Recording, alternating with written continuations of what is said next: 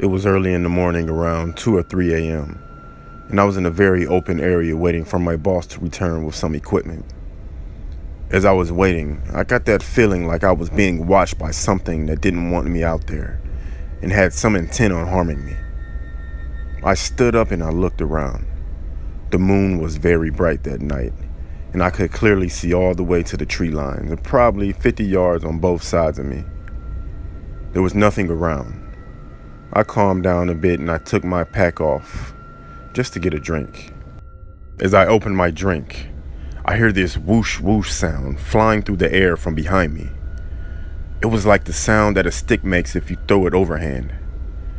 I literally dove out of the way, and with my bag falling to the ground and my drink flying through the air, spilling as I jumped away, I didn't know what it was. I recover from my diving experience and I take my radio out of my bag to radio my boss. I go, "I'm not trying to freak you out or anything, but I'm on my way back to the shop. I just had something thrown at me." As I'm talking to him, I'm looking around on the snowy ground for anything that could have been hurled at me. There was nothing on the ground but snow. I had no idea what the hell was going on at this point. Here's a reply of, "I've already got a head start on you.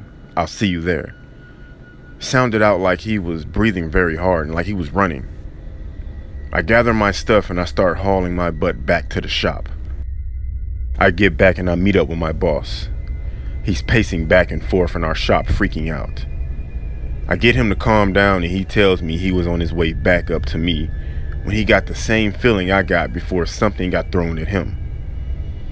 He said after he got that feeling, he stopped to look around and heard something clearly two-legged just start walking towards him, barely crunching in the snow. Then he said it started running at him, but there was nothing in sight. All of the sounds of movement stopped and he froze to listen for more sounds. Then he said a hot breath was sitting on the back of his neck and he proceeded to freak the hell out. He said he ran the whole way back to the shop.